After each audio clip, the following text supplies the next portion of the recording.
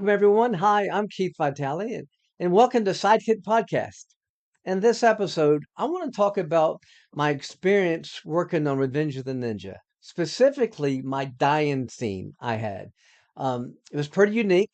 Of course, I'm a fighter making the transition over to be an actor, and I've had a couple acting classes, but I'm not ready for this big role. Later on in my career, I would study with greats like Jeff Goldblum and others and perfect my craft a little bit more.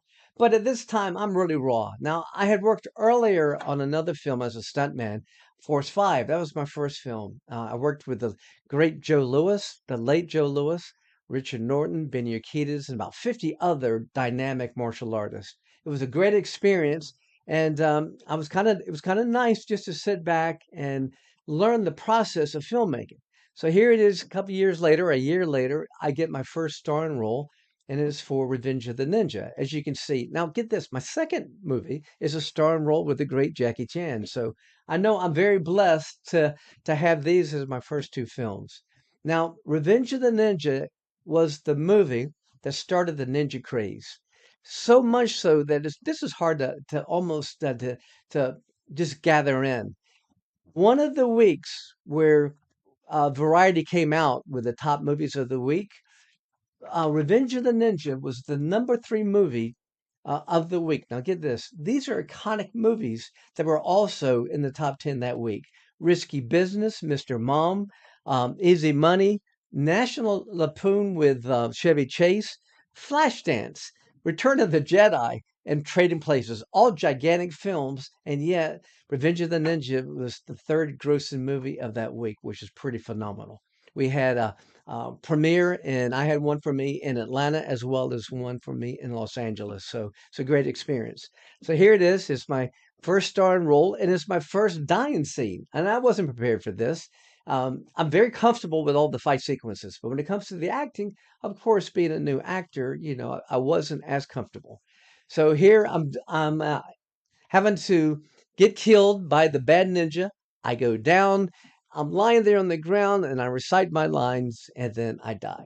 And that's it. And of course, I've taken some abuse, like everybody on the internet. You have people that love you and people that hate you and tell you to bite me, you suck it, etc. And that was fine. The hard part was this: when I would have to punish my son, Travis, he was 8, 9, 10 years old at the time, and my daughter for Jennifer didn't have to punish at all, but Travis, when he would act up, I'd call him in and I go, Travis, you messed up. You're in trouble now. He would go down, recite my entire dialogue, lying on the ground, holding his neck. He would actually do a better job than me reciting my dialogue. And of course, I couldn't ever punish him. I would always crack up laughing, and he knew he had me for all those years. So that was pretty cool. I really enjoyed that experience. And here's my observation. We all take abuse as actors, and I remember after this film, Chuck Norris called me up and he said, Keith, I think you did a great job. And I said, thanks so much for the kind words, but it's kind of rough. He says, well, it's tough for us as actors. And he went through the same thing because he says, we are martial artists making a transition over to actors. He said, as a fighter, we're taught never to show emotions. We don't project anything, especially with our face. Imagine being in the ring and somebody hits us with a technique and we show our emotion going, that hurts. You can't do that. All you do is you empower the person that's fighting you. So you have to just be stoic and remain tough. It's the opposite, exact opposite for filmmaking. You have to really project all your emotions and especially facially, just like that. But here's an observation after all these years, and I wish I had thought about this earlier in my career. I wouldn't have suffered as much. My role apparently resonated with the audience somehow. And let me tell you how I know this. Because after all these years, I still have people coming up to me going, I hated seeing your character die at the end of that film.